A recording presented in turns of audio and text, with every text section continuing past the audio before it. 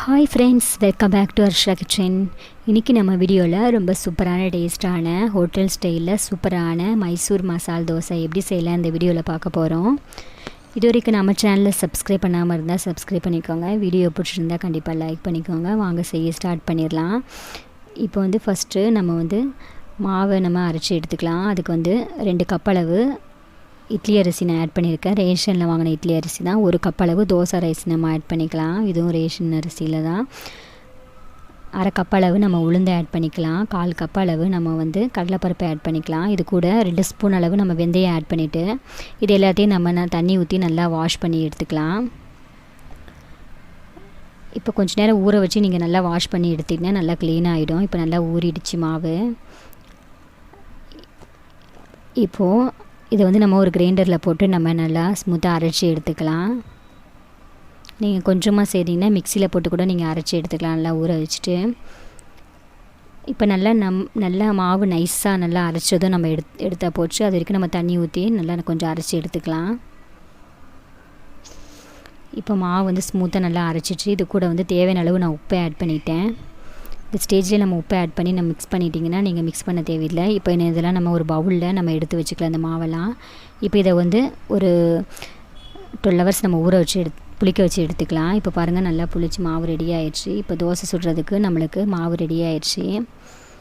இப்போது ஒரு பேனில் நம்ம 2 ஸ்பூன் அளவு ஆயில் ஆட் பண்ணிக்கலாம். இது கூட பொடியாக கட் பண்ண வெங்காயம் ஒரு 2 வெங்காயம் நான் ஆட் பண்ணியிருக்கேன்.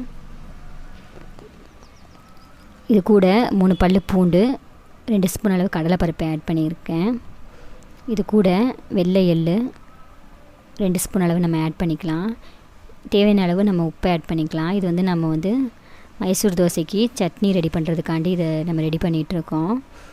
இது கூட நல்லா ஊற வச்சு எடுத்த காஞ்ச மிளகா, காஷ்மீர் காஞ்ச மிளகா நீங்கள் ஆட் பண்ணிக்கலாம். நான் சாதா காஞ்ச மிளகா தான் ஆட் பண்ணியிருக்கேன். ஒரு 1/2 ஸ்பூன் அளவு மஞ்சள் தூளும் ஒரு 2 ஸ்பூன் அளவு லெமன் ஜூஸை நம்ம ஆட் பண்ணிவிட்டு இதை நம்ம இந்த சட்னியை நல்லா அரைச்சி எடுத்துக்கலாம்.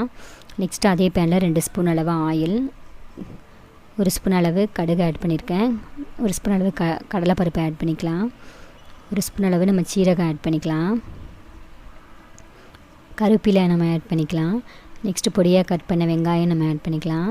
இப்போ இது எல்லாத்தையும் நல்லா வதக்கி எடுத்துடும். இது கூட நம்ம வேக வச்சு எடுத்துருக்க உருளைக்கிழங்கு ஆட் பண்ணிக்கலாம். உருளைக்கிழங்கு கைட்டு நல்லா மசிச்சு நம்ம ஆட் பண்ணிக்கலாம்.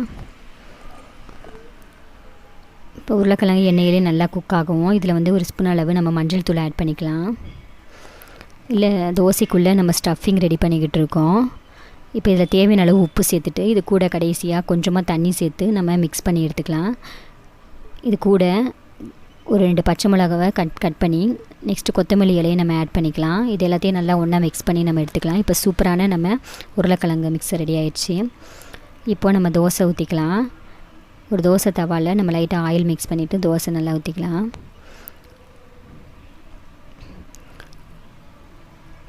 இப்போ தோசை லைட்டாக குக் ஆகும். நம்ம அரைச்சி எடுத்துருக்க நம்ம சட்னியை ஆட் பண்ணிக்கலாம். சட்னியை தோசையில் மேலே ஃபுல்லாக இடத்துல நம்ம அப்ளை பண்ணிக்கலாம். இது கூட நம்ம சுற்றி ஆயில் ஆட் பண்ணிக்கலாம். நீங்கள் கீ இருந்தாலும் கீ ஆட் பண்ணிக்கலாம். இது கூட நம்ம நல்லா தோசை கிறிஸ்பியாக நம்ம ரெடி அதுக்கு கொஞ்சமாக பட்டரை ஆட் பண்ணிக்கலாம். இது கூட நம்ம வேக வச்சு ரெடி பண்ணியிருக்க உருளைக்கிழங்கு நம்ம ஸ்டஃபிங் ரெடி வச்சுக்கலாம். இப்போ சூப்பரான நம்ம மைசூர் மசால் தோசை ரெடி ஆயிடுச்சு. நீங்கள் ஹோட்டலில் சாப்பிட்ற ஸ்டைல் மாதிரி தான் சூப்பராக இருக்கும். நீங்கள் வீட்டிலேயே இந்த மாதிரி ட்ரை பண்ணி சாப்பிட்டிங்கன்னா குழந்தைங்க ரொம்ப விரும்பி சாப்பிடுவாங்க. இப்போ இதே மாதிரி நம்ம எல்லா தோசையும் நம்ம எந்தெந்த ஸ்டைலில் வேணுமோ நம்ம சுட்டு எடுத்துக்கலாம். இப்போ உடனே நம்ம வீட்டிலே நம்ம மசால் தோசை ரெடி பண்ணுன்னா இந்த மாதிரி குழந்தைங்களுக்கு வேகமாக நீங்கள் ரெடி பண்ணி தந்துடலாம்.